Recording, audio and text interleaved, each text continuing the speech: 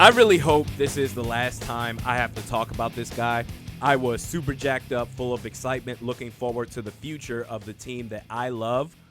I moved on, and I get it. This is my YouTube channel. Nobody's forcing me to talk about this, but at the same time, it's a trending topic regarding the very subject that I cover on this YouTube channel, the Minnesota Vikings. Ben Gessling of the Star Tribune recently published a piece illustrating the operational tendencies of former head coach Mike Zimmer. I definitely recommend that you read it yourself. It's very detailed. It paints a crazy-ass picture, none of which is shocking to me, but I found a couple of tidbits very interesting. And I want to start with this first quote here. Some saw a coach whose constant prodding and demand for precision brought out the best in players, particularly on defense. But as the team finished out of the playoffs the past 2 seasons, losing key late-season games, each time many described a work environment that was too impersonal, too unresponsive to change, and left them too much on edge. In other words, well, nothing to see here. We're just going to keep doing the same shit. We're going to run the football. If we get a lead, we're going to play scared. We're going to play soft coverage pre-snap because that's the Vikings' way. But wait, there's more. Veteran assistants like Tony Sparano, the Vikings offensive line coach from 2016 until his death in 2018, or co-defensive coordinator Andre Patterson did damage control with players stung by Zimmer's public criticism or silence. Players tried to return quickly from injuries, fearful of a longer recovery time would jeopardize their standing in the organization. Now, to be fair, players rushing back from injuries in order to protect their job security, that's very common in the National Football League, especially with the phrasing of next man up. Teams have no problem replacing any player outside of the starting quarterback, that is, at the drop of a hat. But damage control?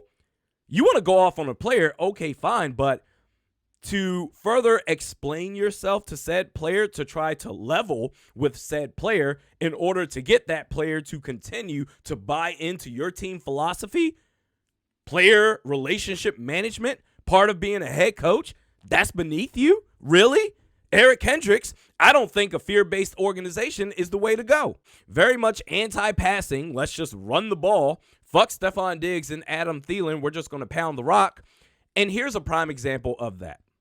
John DFilippo, and make no mistake about it, he was out of his mind. He brought the 2017 Philadelphia Eagles playbook to the 2018 Vikings. The problem with that is that Kirk Cousins was nowhere near the caliber of player as the 2017 MVP caliber version of Carson Wentz, nor was he as mobile, anywhere near as mobile as Nick Foles was.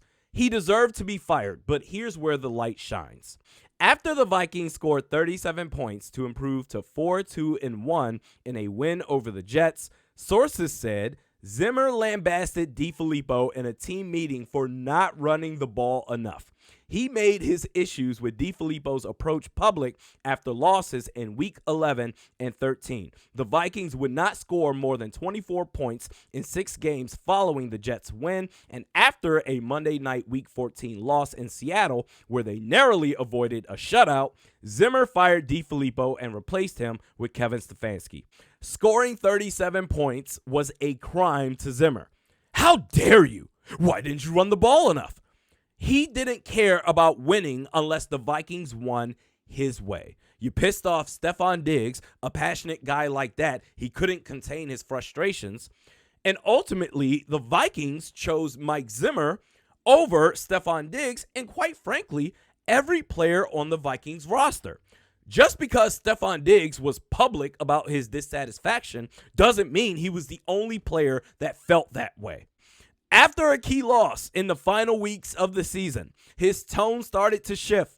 Sources said the coach gave a Wednesday presentation about all the bad things that happened to him in his 8 years with the Vikings. Peterson's suspension in 2014, Bridgewater's knee injury in 2016, and so on, leaving players dumbfounded. Oh, look at me. Look at all the bad things that happened to me. Woe is me. Please feel sorry for me. As if you're the only coach who's had to deal with injuries to the starting quarterback. As if you're the only coach whose team had to deal with COVID. As if you're the only coach in the history of the National Football League who's ever had to deal with any ounce of adversity. You were too good to learn and adapt. Justin Jefferson with a chance to break the record. You said you don't care about records. You only care about wins. No, you only care about yourself. You were a disgrace as a head coach. You thought everyone ought to bow down to you because you're the third winningest coach in franchise history. Who did you leapfrog to reach that milestone, Zim? Let's take a list. I have it right here. Les Steckel, Leslie Frazier, Norm Van Brocklin, Mike Tice, Brad Childress, and Jerry Burns. Well, congratulations, Zim. Really happy for you.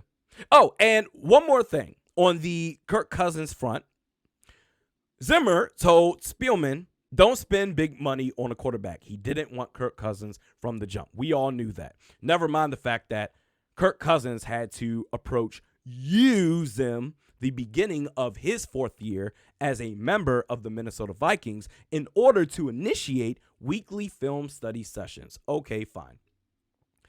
And I understand that Kirk Cousins, he's the easy target. Oh, he's a big part to blame for the Vikings' struggles, and he was supposed to be the final piece for the Vikings to get over the hump. Well, excuse me. In 2016, Mike Zimmer's Vikings started 5-0. The rest of that season, they went 3-8. They finished the season 8-8, and they missed the playoffs.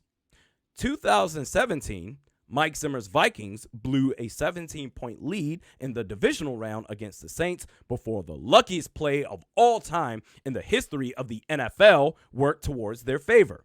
That was before Mike Zimmer's team proceeded to get waxed 38-7 in the NFC Championship game. The point that I'm making here is before Kirk Cousins' arrival and after, Mike Zimmer's teams have always choked when it mattered most. As far as I'm concerned, the biggest problems with this team is gone. Zimmer and Spielman. And I understand, and make no mistake about it, I don't give a shit what the Vikings do with Kirk Cousins. Whether they trade him or keep him, I don't care. The future is bright for this organization regardless, in my humble opinion. But I understand the argument that, well, Kirk Cousins, before he joined Minnesota and after, has been pretty much a 500 quarterback. That is true. Here's my rebuttal to that. It is a system league. The players, the coaches, they have to gel together. Ryan Tannehill with the Miami Dolphins had a 42-46 record, okay? He went to the Tennessee Titans. He is now 30-13 with them. They've had 3 straight playoff appearances, 1 appearance in the AFC Championship game, and we'll see what happens in these playoffs, but it's a system league. I'm at least willing to say, give Kirk Cousins some benefit of the doubt to say, okay, if you bring in the right coaching staff, maybe this thing can work. But an old fart like Zimmer, who thinks he's big and bad even though he's no fucking body at all, come on, bro, we're good. I don't want to talk about this guy anymore. Next video is tomorrow. We'll see you then.